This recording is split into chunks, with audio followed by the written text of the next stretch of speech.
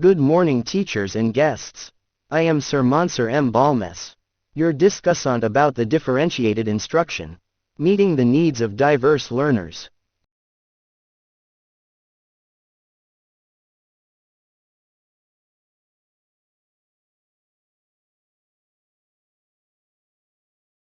Differentiated instruction is an approach to teaching that recognizes and responds to the diverse learning needs, preferences, and strengths of students. It acknowledges that students have different abilities, interests, and readiness levels, and aims to provide customized learning experiences to maximize their potential. Differentiated instruction seeks to create an inclusive and student-centered learning environment. Today, you will take pre-test and post-test, discuss the 7 principles of differentiated instruction, solve challenges using D, and perform activities involving differentiated instruction.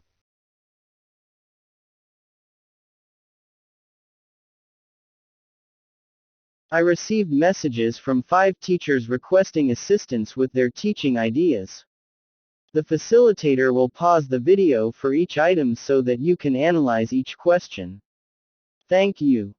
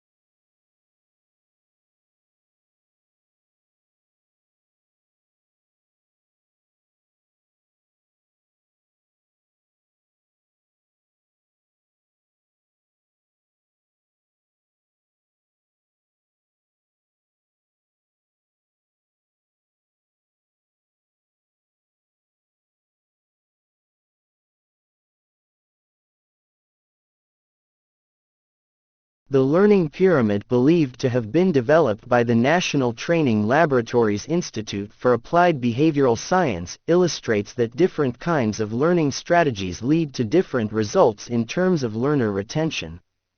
The strategies represented at the bottom of the pyramid produce much greater retention rates than those at the top. The diagram also shows that the bottom 3 strategies involve active learner participation while the 4 at the top have passive learner involvement. This research clearly illustrates that active participation in the learning process results in more effective uptake and retention of learning.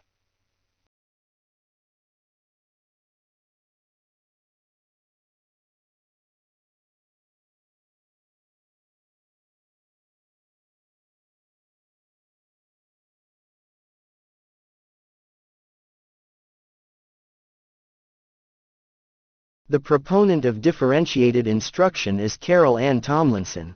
She is a leader in the area of differentiated learning and professor of educational leadership, foundations, and policy at the University of Virginia. Tomlinson's work emphasizes the importance of recognizing and responding to the diverse needs of students in the classroom.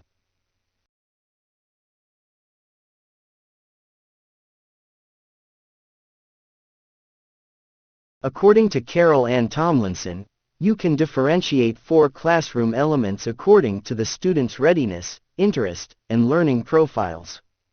These elements are content, process, products, learning environment. 1.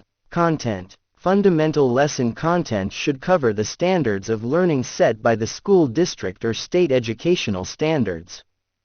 But some students in your class may be completely unfamiliar with the concepts in a lesson, some students may have partial mastery, and some students may already be familiar with the content before the lesson begins. What you could do is differentiate the content by designing activities for groups of students that cover various levels of Bloom's taxonomy, a classification of levels of intellectual behavior going from lower-order thinking skills to higher-order thinking skills.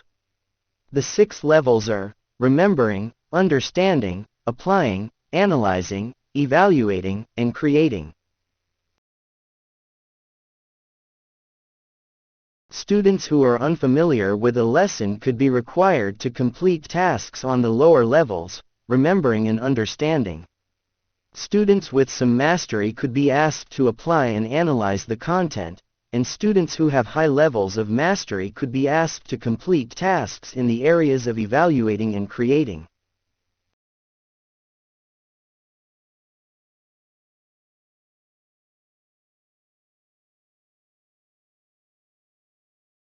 Examples of differentiating activities. Match vocabulary words to definitions. Read a passage of text and answer related questions. Think of a situation that happened to a character in the story and a different outcome. Differentiate fact from opinion in the story. Identify an author's position and provide evidence to support this viewpoint. Create a PowerPoint presentation summarizing the lesson.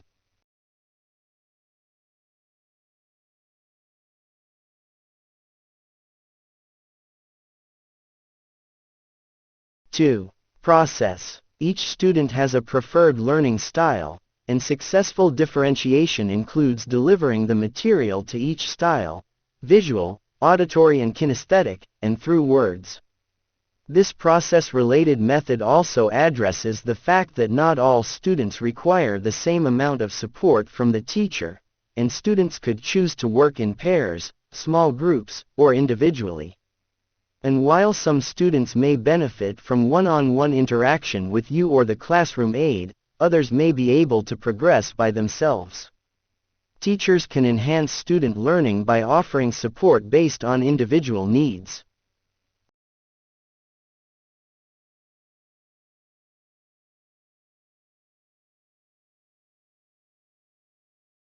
Examples of differentiating the process. Provide textbooks for visual and word learners. Allow auditory learners to listen to audio books.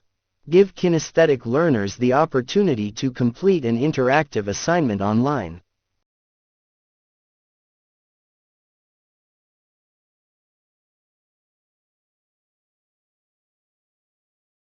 3. Product. The product is what the student creates at the end of the lesson to demonstrate the mastery of the content. This can be in the form of tests, projects, reports, or other activities. You could assign students to complete activities that show mastery of an educational concept in a way the student prefers, based on learning style. Examples of differentiating the end product. Read and write learners write a book report. Visual learners create a graphic organizer of the story. Auditory learners give an oral report. Kinesthetic learners build a diorama illustrating the story.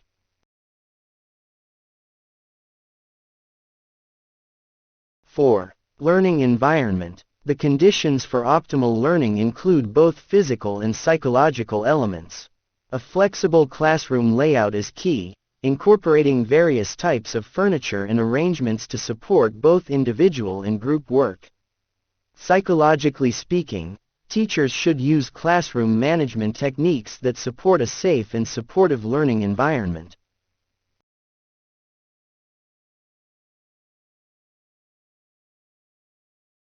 Examples of differentiating the environment.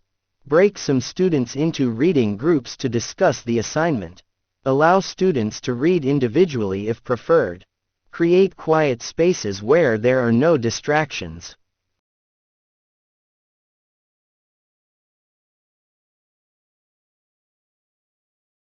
Differentiated instruction is aligned with the principles and objectives of the K-12 basic education program in the Philippines, which aims to provide quality education for all learners. While there may not be a specific order dedicated solely to differentiated instruction, it is incorporated in various DepEd issuances and policies, such as the K-12 curriculum guides and the most essential learning competencies (MELCs) for different subjects and grade levels.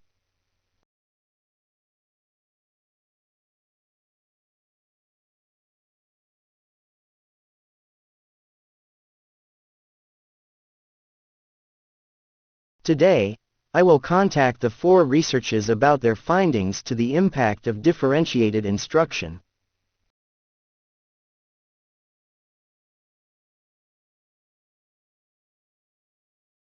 According to the study of Tomlinson, 2014, Effects of Differentiated Instruction on Academic Achievement in a Multi-Level Classroom, examined the impact of differentiated instruction on academic achievement in a multi-level classroom setting.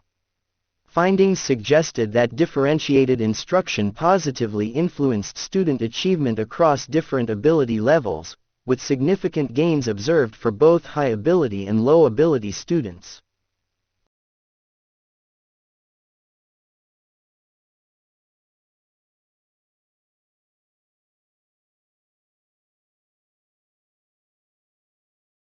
According to the study of Goodwin, 2015, the impact of differentiated instruction in a teacher education setting, investigated the impact of differentiated instruction on pre-service teachers' instructional practices and student outcomes. Results indicated that pre-service teachers who received training in differentiated instruction demonstrated more effective instructional practices and reported increased student engagement and academic gains.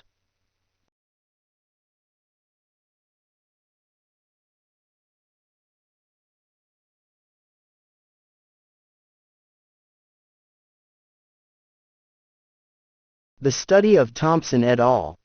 2019, Effects of Differentiated Instruction on Student Engagement and Achievement in a Diverse, Urban Middle School, investigated the effects of differentiated instruction on student engagement and achievement in a diverse, urban middle school. The results revealed that differentiated instruction had a positive impact on student engagement and led to higher levels of academic achievement across different student subgroups.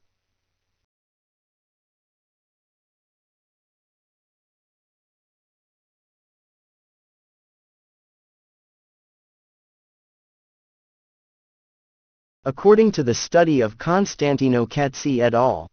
2019, Differentiated Instruction and Academic Achievement in Middle School Mathematics, examined the effectiveness of differentiated instruction in middle school mathematics classrooms. The findings indicated that differentiated instruction positively influenced students' academic achievement, particularly for students with lower prior achievement levels.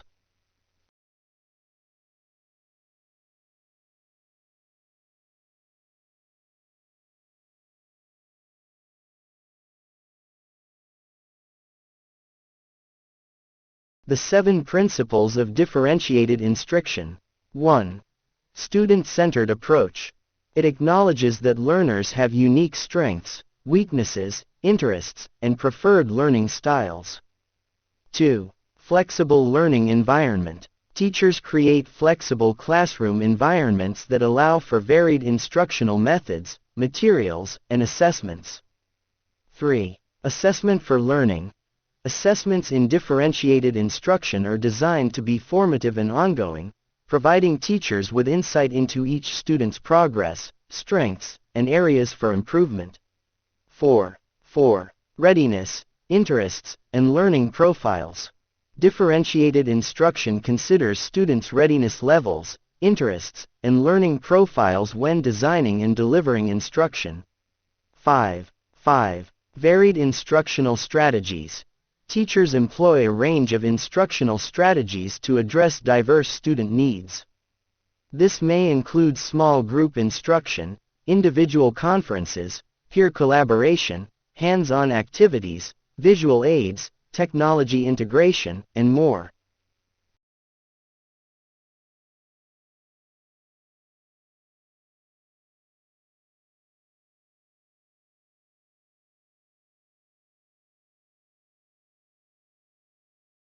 Six. Flexible grouping. Differentiated instruction often involves flexible grouping strategies that allow students to work in different arrangements based on their needs and objectives.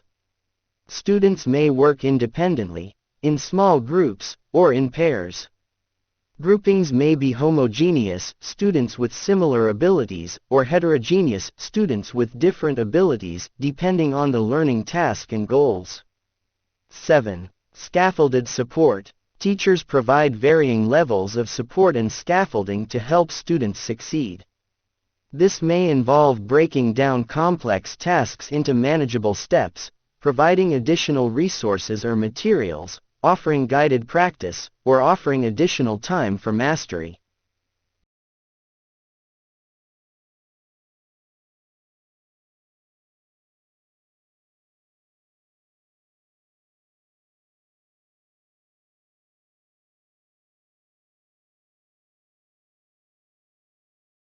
For 20 minutes activity, can you suggest 3 differentiated activities based from the learning styles of the students in your subject area?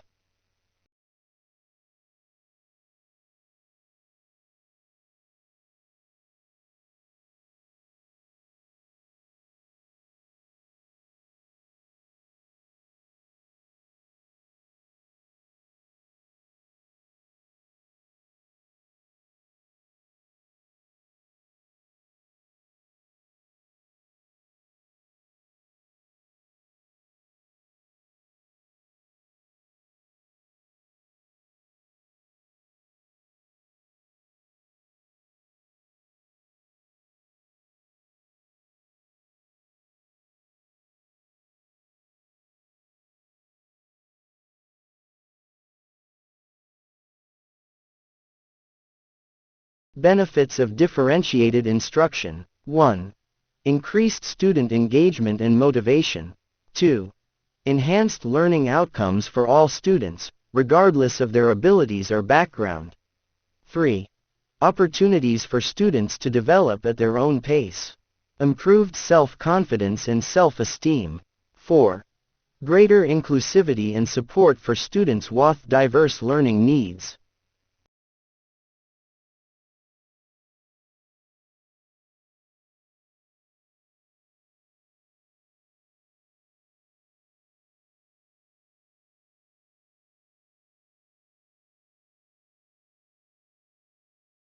Challenges and considerations. 1. Time constraints for planning and implementing differentiated instruction.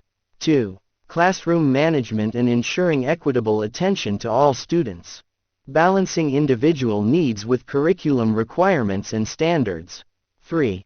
Providing appropriate support for students with special needs or learning disabilities.